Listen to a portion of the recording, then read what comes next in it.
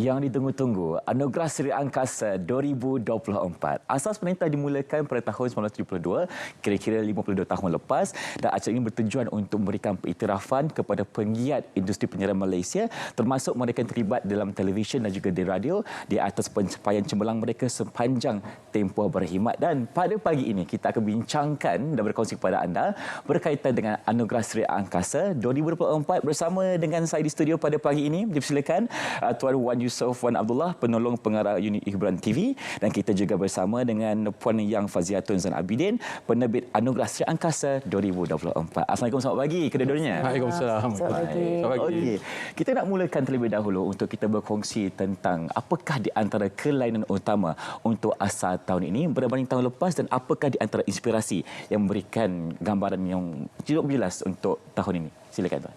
Saya dulu. Silakan. Okey. Terima kasih untuk pasukan penerbitan Selamat Pagi Malaysia atas jemputan ini dan untuk kita berkongsi bersama tentang perkembangan Anugerah Sri Angkasa untuk 2024. Sebelum ni kita dah buat 2022. 2 tahun lepas. Setelah lama kita berhenti. So yang 2022 ni 2022 ni kita 50 tahun. So konsep dia, kita masa tu dengan penerbit saya duduk Puan Rashidah, dia pun tercalur tahun ni. Kita letak emas. Sempena 50 tahun emas. So untuk konsep yang tahun ni kita bawa pula hasil perbincangan bersamalah dengan tim. Kita duduk sama-sama, idea dari rakan-rakan unit hiburan TV. Apa kata kita letak satu diamond. Okey, diamond. Diamond ni apa sebabnya? So benda tu saya bawa kepada ketua pengarah. Ketua pengarah setuju dan dia cantikkan lagi idea kita untuk bawa di Induk, dan benda ni dia bawa. So look and feel tu kita bawa, dan selebihnya penerbit bersama. Terus macam tu. Boleh je. Kita nak kongsikan lagi dari segi mungkin tema yang diangkat untuk tahun ini dan gambaran kepada look and feel yang dirangkum oleh Tuan Wan tadi. Okey, selepas perbincangan semua kan, kita punya apa idea yang untuk pada tahun ini. So kita pun memilih diamond. So kita angkat macam sparkling diamond, kilauan yang kilauan yang berprestij untuk memberi satu anugerah dan anugerah yang berprestij untuk karya-karya di untuk industri tanah air lah. So oleh itu kita dari segi production, dari segi persembahan, kami telah menampilkan satu persembahan award yang mempunyai 60 kategori, dan pada malam tersebut kita hanya menyampaikan 20 kategori, 22 kategori lah untuk kita disampaikan pada malam kemuncak Anugerah Sri Angkasa tersebut.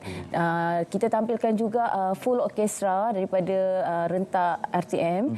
Jadi ini memberi satu lagi kelainan untuk award Anugerah Sri Angkasa pada tahun ini lah, sebab pada 2 tahun yang lepas kita tak menampilkan full orkestra. So this year kita memberi satu impak yang besar, yang sangat macam wow, untuk memberi dia macam satu konsert award yang akan mempersembahkan artis-artis yang hebat tanah air. Baik, itu di antara gambaran utama yang kita dapat lihat berkaitan dengan asal untuk tahun ini. Kita nak lihat juga dari segi apakah di antara perkembangan terkini anugerah, mungkin ada yang ditambah, mungkin ada yang dikurangkan. Jadi apa kekelainannya Tuan? Okey, untuk tahun ni kita ada 72 anugerah. Sama tahun lepas kita ada anugerah khas juri dan juga anugerah tokoh Sri Angkasa. Ini adalah kemuncaklah pada malam tu. Dan kategori yang lain kita masih kekalkan. Cuma perbezaannya tahun lepas kita buat 2 malam untuk anugerah. Satu malam pertama dipanggil malam pertama Anugerah Sri Angkasa, dan satu lagi malam kemuncak. So dia ada pro and con lah. Maksudnya malam pertama tu dia akan impact pada malam kedua tu kurang. So apa yang kita buat, kita rangkumkan pada satu malam. Itu cabaran pada penerbitan lah. So 72 anugerah 62 disampaikan pada satu masa jangka durasi yang saya rasa agak terhad lah. Tapi kita compactkan supaya benda tu berjaya. Supaya kita nampak benda tu menarik, tapi dia menjimatkan masa, dan juga benda apa yang kita cuba sampaikan tu kita persembahkan pada malam tu. So pada masa yang sama seperti Puan yang sebut tadi, kita ada orkestra. Ini kali pertama kita letak orkestra untuk malam konsert di atas anugerah. So saya rasa RTM saya tak tahulah trendsetter ataupun mungkin ini adalah yang pertama saya rasa. Saya pun tengok dalam anugerah ni jarang kita ada persembahan orkestra yang sebesar tu. Tapi kita RTM ada benda tu. So why not kita tonjolkan benda tu. So saya rasa dengan garapan daripada penerbit wayang tu, saya dah tengok lagu-lagu dia dan susunan untuk kita build up dari awal sampai akhir supaya orang duduk sampai habis program. Saya rasa benda tu mungkin berjaya. Itulah cabaran penerbit sebenarnya untuk menyusun atur agar momentum itu diteruskan sehingga ke penghujungnya supaya penonton duduk dan lihat sampai habis. Jadi mungkin boleh kongsikan cabaran untuk susunan atur. Sebab ini kita dah sedia maklum dia sebuah anugerah, dia award kan. Jadi dalam masa yang sama kita nak tampilkan persembahan artis, konsert, kita nak tampilkan orkestra. Jadinya dari segi penggunaan set pun kita dah bincang. Kita bukan sekadar set untuk award, dia juga set yang kita nak tonjolkan 47 piece daripada orkestra RTM. Jadi satu cabaran yang kita nak susun supaya penonton di auditorium itulah dan di rumah akan kekal terus sama dan macam rasa ini sesuatu yang macam award yang mempunyai persembahan artis. Dan susunan tu kita macam nak pastikan orang confirm lah tak bosan kan. Betul. Untuk kita nak tengok. Jadinya saya rasa macam susunan lagu-lagu daripada kita tampilkan lagu-lagu daripada tribute tau actually.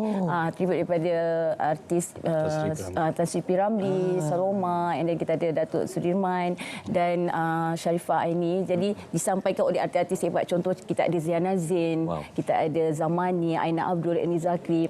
So di samping tu lagu yang kita kekalkan lagu tema, cuma kita memberi satu arrangement baru, nafas baru untuk Eni Zakri akan sampaikan pada malam tu. Pada malam tersebut. Dan pada malam tersebut kita nak tampilkan sesuatu yang barulah kan, macam kita Malaysia digital. So kita ada elemen AI, AR. So benar-benar tambahan elemen-elemen tu saya rasa akan memberikan satu persembahan yang pasti akan meletup lah. Saya harap macam tu, insya-Allah. Amin, kita pastikan agar SA tahun ini meletup. Jadi kita nak kongsikan juga dari segi aspek pendigitalan, aspek teknologi yang digunakan dalam ASA untuk tahun ini. Mungkin tuan boleh kongsikan? Ada. Sebab itu hasrat tamulah yang Ketua Pengarah kita, Datuk Mi, kita kata, Wan, kita mesti ada buat satu benda yang apa yang teknologi yang ada sekarang. Satunya adalah AI lah. So AI ni kita duduk dan kita garap. AI ini pun dia akan jadi salah seorang daripada co-host. Kita buat AI live. So talent tu dia mesti kena ada di dalam hall tu dan kita buat secara live and then dia boleh interaction. So ada nama ke? Nanti kita akan bagi surprise nama talent tu. Dia ada Korean look. Ada Korean look. International. So actually macam kita memang kita nakkan sesuatu yang dalam apa yang kita nak tampilkan, sesuatu yang memang luar biasa. Dia tak nampak sesuatu yang biasa. Jadi mungkin macam tadi Cik Wan cakap nak jadi trendsetter kan. So itulah yang kita nak tampilkan. Macam ketua pengarah kita and then KSU pun dia memberi support lah yang kuat untuk supaya apa yang ini kan program yang daripada under kementerian juga kan. Diorang yang sama-sama kita sama-sama untuk bagi anugerah ni satu anugerah yang berprestij. Tuan nak tambah? Ya. Cuma saya menariknya yang ni kita dapat kerjasama yang padulah daripada tim supporter kita, yang tim support yang menyokong kita, set dari segi reka bentuk. Kalau ikut di tahun lepas, set kita pun antara yang tercantik dan tercalon untuk asal tahun ni. Saya rasa kalau menang pun saya rasa mungkin boleh menang. Amin, betul. Tapi set dia memang cantik. So tahun ni ada lagi sebab kita reka bentuk yang RTM dia punya bakat dan daya kreativiti dia tak terhad. So kita ada aset tu di RTM. So kita gabungkan dalam ASA ni supaya kita tunjukkan kelebihan pasukan kita sendiri. Sebab ini adalah satu anugerah yang sangat berprestij. So cabaran dia untuk bancuhkan untuk gabungkan elemen digital dan juga ni, tetapi tidak meninggalkan yang eksklusif dan prestige. Betul. Sebab ini anugerah bukan untuk semua orang. Ini belakang tabir kan. Tapi kita angkat dia orang sebab dia adalah seorang salah daripada bidang kreativiti kita ni.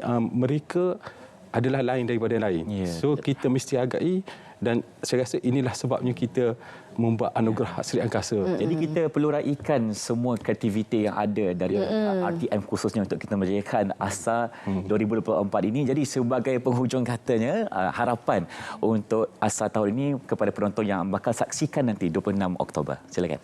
Okey, harapan. Okey. Harapan dia okey. Sebenarnya apa yang lagi minggu depan je kan program ni 26 hari bulan akan berlangsung malam kemuncak dan kapet merah. Kita ada kapet merah pada pukul 8 malam dan seterusnya malam kemuncak pada pukul 9 malam. Semuanya sekarang mengikut progres dan saya berharap program ni, anugerah ini akan memberi satu impak yang besar untuk industri. Kita memilih yang terbaik di kalangan mereka pengkarya-pengkarya dalam industri kreatif. Kami mengharapkan daripada RTM dan khususnya daripada Kementerian Komunikasi akan memberi yang terbaiklah untuk tahun ni. InsyaAllah. Terima kasih Puan. Sedikit saya tambah, sebenarnya kita ada 4 program. 4 rancangan yang khas kita atur untuk build up program ni sehingga malam kemuncak. Dan selepas tu kita ada satu lagi. Untuk 19 ni kita ada debaran Anugerah Sri Angkasa di M1. Itu pun kita jemput juga. Itu penonton boleh masuk. Kita ada persembahan Nadira, Husaini dengan seorang lagi dan Dania. Dania ni bintang RTM. Dia yang 15 tahun tu. Yes. 14 tahun dah masuk 15 tahun.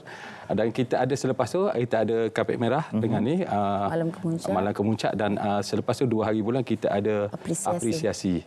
Yang tu akan dibuat di M1 untuk meraihkan pemenang-pemenang. Yang ni kita panggil top 5 ni yang akan pergi. So apa harapan ni kita tengok. So jangan lupa saksikan pada 19, 26 dan 2 hari bulan. Okey, itulah dia punya sorotan dia daripada awal sampailah habis. Lepas habis pun ada lagi. Ada lagi berkaitan dengan Sri Angkasa. Baiklah, sebenarnya Ifan nak kongsikan sedikit di mana RTM sebenarnya mendominasi top 5 ataupun 5 teratas. Apabila kita telah berjaya menerusi 124 pencalonan dalam 60 kategori yang dipertandingkan pencalonan tersebut dan termasuk 40 kategori televisyen, 16 kategori radio dan 4 kategori media baharu seperti podcast terbaik. Itulah dia. Saya sebenarnya berbangga menjadi warga kerja RTM dan kita doakan agar anda semua untuk saksikan Anugerah Sri Angkasa 2024 Kilauan Prestige Citra Kegemilangan. Terima kasih kepada Tuan Wan Yusof Wan Abdullah dan juga Puan Yang Faziatun sebagai penerbit untuk berkongsi pada pagi ini.